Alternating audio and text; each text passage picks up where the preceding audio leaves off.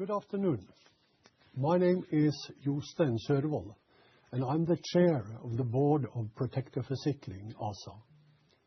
It is my pleasure to welcome you to this hybrid general meeting, where we have shareholders participating both physically and here at Filipstad Brygge and digitally. With me in this room are the following representatives from the company: Chief Executive Officer Henrik Confetto Høie, on my left; Chief Financial Officer Ditlev de Vibe Vanay, sitting in the audience; Chief Business Controller and Investor Relation Amund Grønland Vold Skoglund; and Investor Relation Elisabeth Cray Helgesen. Furthermore, the company's auditor, Ernst & Young AS, is represented by Kjetil Rimstad, and the nomination committee is represented by their chair, Andreas Mørk. Before we get going on the planned agenda, I would like to hand the word over to Amund from Investor Relation to share some practical information. Amund? Thank you, Jostein. Before I start, is there anyone present digitally now? No. And the one here who is here physically has voted now.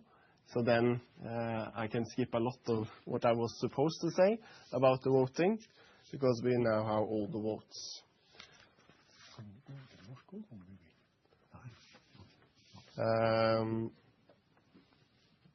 So it's now closed for registering and for other shareholders to log in. So we will get a memo from DNB, who has registered 6,000 shares represented by attending shareholders. We have then 44,039,239 shares represented by advance votes. We have 8,037,793 shares represented by proxy to the chair. And we have 520,834 shares represented by instructions to the chair. And that sums up to 52,603,866, or 63.81% of the voting share capital. The figures and the final voting results will be presented in the minutes, which will be published after the general meeting. And I will now give the word back to you, Jostein, to get us started with the first item on the agenda. Yeah, and that is election of chairperson of the meeting and two other meeting participants to sign the minutes of the meeting jointly with me. The board recommends the election of Jostein Sørvoll as chair of this annual general meeting. Together with myself, we suggest that Amund Skoglund and Andreas Mørk signs the minutes of the meeting. We have not received any comments regarding this item and will proceed to the vote. If anybody has voted yet or wants to change their vote, please do so now. We will wait a little bit so that everyone gets a chance to vote. The voting is now closed. The item has received a sufficient majority and has been adopted as proposed. Exact voting figures will appear for all items in the minutes published after the meeting. The next item is approval of the notice of agenda for the meeting. We haven't received any comments to this item either, and we will proceed to the vote. If anyone has voted yet or wants to change their vote, please do so now. The voting is now closed. The item has received a sufficient majority, and we can therefore declare the notice and agenda approved. We then move forward to item 3, which is approval of the annual report and accounts 2025, including allocation of the profit for the year. Protector's annual report which includes the board's annual report, sustainability report, and the company's annual financial statements with notes for 2025, has been made available on the company's website and has been prepared in accordance with applicable legal requirements. Will you, Henrik, please give us the highlights for the financial year 2025? Absolutely. And 2025, it feels like a long time ago. But I'll make it short then and go through the profitable growth, which obviously is important. Our combined ratio for 2025 was 84.7%. We had a growth in local currencies of 14%. And then the bottom line from the insurance side, the insurance service result was 2.1 billion Norwegian kroner. And we also had an investment return of 1.6 billion approximately, which made a total profit of 2.7 billion, which equals 31.7 Norwegian kroner per share. And that is a return on equity at 42.2%. So in addition to that, it is about the capital and the solvency solidity of the company, and our solvency capital ratio at year-end 2025 was 219%. So solid company with strong profitable growth in 2025. Thank you, Henrik. And then we have to ask the auditor, are you pleased with the way we have closed 2025? Thank you. I will comment on that. I'm the independent auditor, and we have prepared an audit opinion that is included on page 163 in the financial statements. And our audit opinion is what we call a clean opinion without any remarks or any comments. And that means that we believe that the annual report on the financial statements are prepared in accordance with applicable regulation in all material respects. So, yes. Thank you. Thank you. We know we have not received any comments to this item either, and we will proceed to the vote. If anybody has not voted yet or wants to change their vote, please do so now.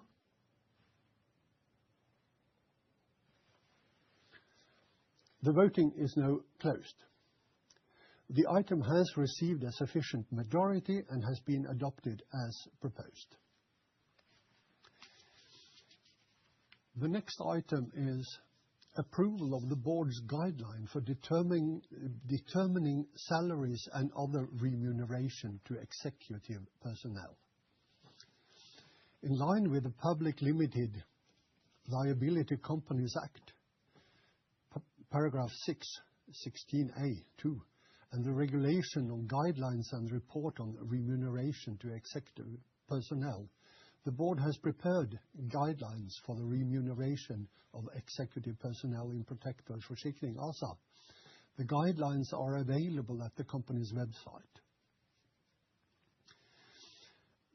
Pursuant to the section 616a, 5 of the Public Limited Company Act, the guidelines shall be reviewed and approved by the general meeting upon any significant change, and at least every 4 years.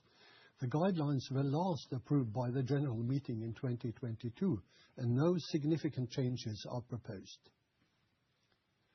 We have not received any comments to this item either, and will proceed to the vote. If anybody has not voted yet or wants to change their vote, please do so now.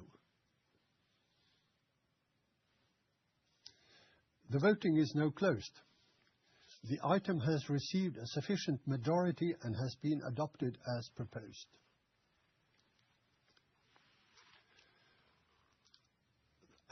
Then we are over to item 4.2, advisory vote on report on salaries and other remuneration to executive personnel. In line with the Public Limited Liability Companies Act, long word, number 6, 16b, and associated regulations, the board has prepared a report on salaries and other remuneration to executive personnel. The remuneration report for executive personnel 2025 is available at the company's website. We have not received any comments relative to prior years to this item and will proceed to the vote. If anybody has not voted yet or wants to change their vote, please do so now. The voting is now closed. The item has received a sufficient majority and has been adopted as proposed. The next item on the agenda is item 5, Statement of Corporate Governance. The statement is included in the annual report on page 38, and there has been made no significant changes since last year. We now move forward to elections, starting with election of member of the board, chair of the board, and deputy chair of the board. For items 6.1, 6.2, and 6.3, we will ask that shareholders vote on these items at the same time to make the voting efficient.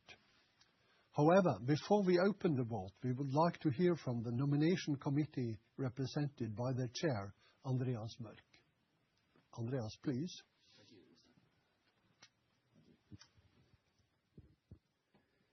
So when it comes to the shareholder-elected board members, there is only one member who is up for election this term, and that is Arve Ree. And the nomination committee recommends that Arve Ree is re-elected to the board as a board member. And then when it comes to election of chair and deputy chair, the nomination committee recommends that Jostein Sørvoll is re-elected as chair, and that Arve Ree is re-elected as deputy chair. So that is the recommendation from the nomination committee. Thank you. But what kind of work have you done?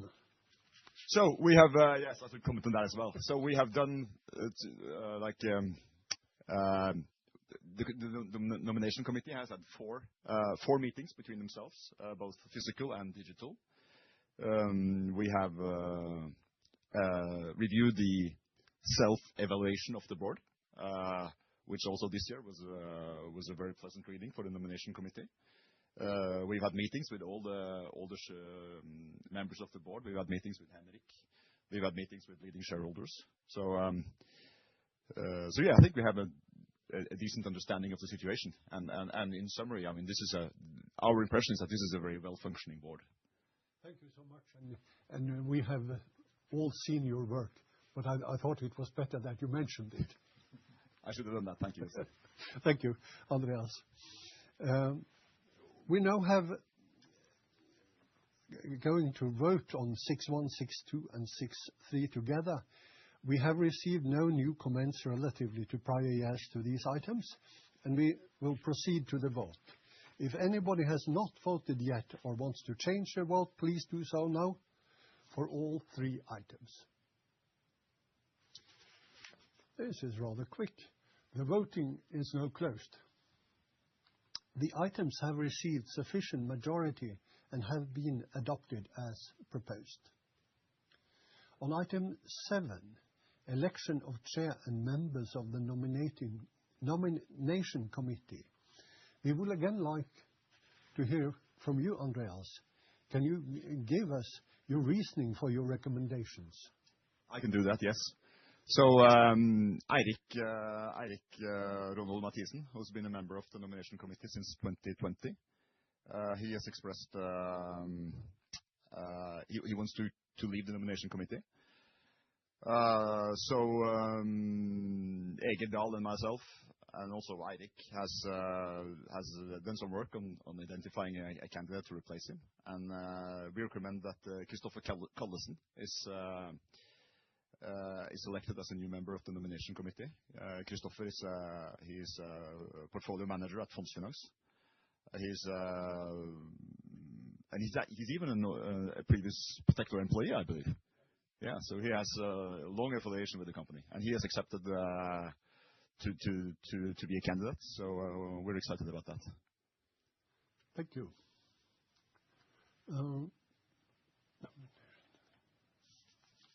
The voting. No, let me see. That is. Sorry, I should say one more thing. Actually, I forgot that point 7.1 is actually the election of myself as well. I'm up for re-election as well, both as a member and as chair. Yep. So that is 7.1 is the election of me as a member and chair, and 7.2 is Kristoffer. Yeah, thank you. So we are now election of the chair. We do that first, and then we have 7.1 and 7.2, which is for the chair and the new member. The new member, yeah.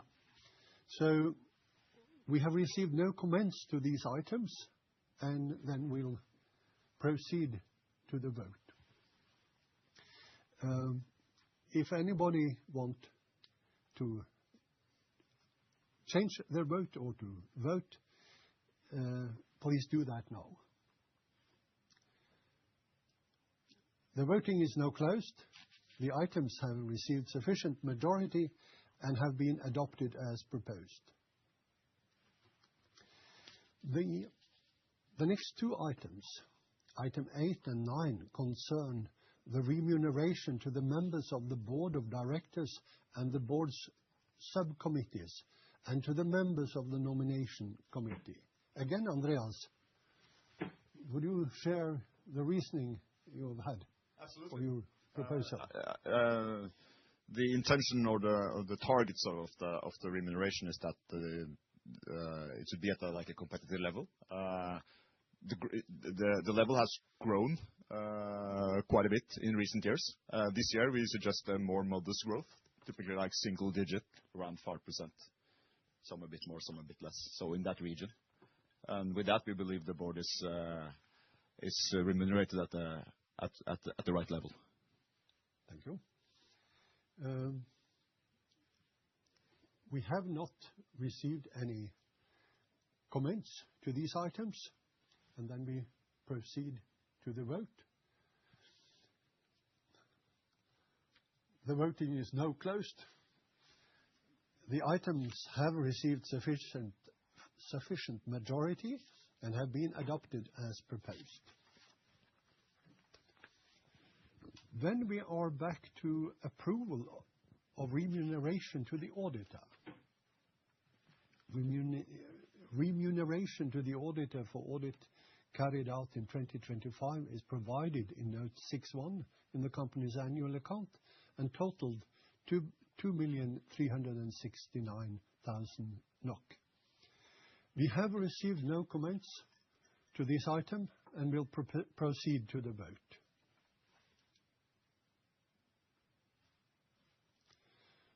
The voting is now closed. The item has received a sufficient majority and has been adopted as proposed.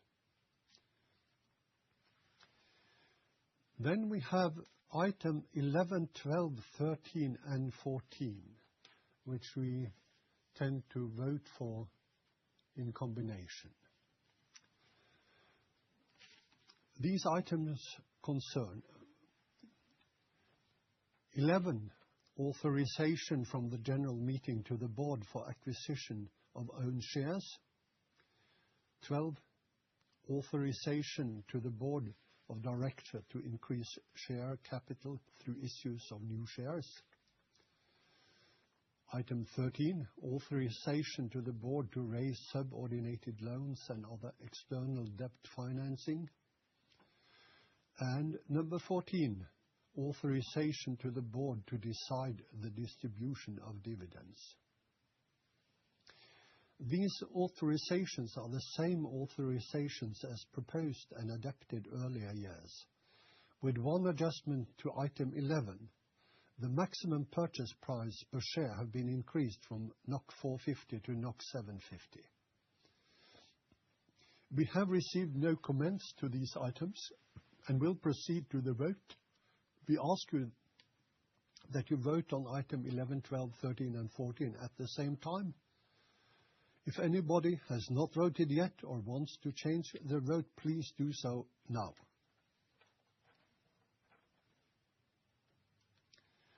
The voting is now closed. The item have received sufficient majority and have been adopted as proposed. We have now been through all the items on the agenda. Thank you all for the participation. I now declare the meeting adjourned.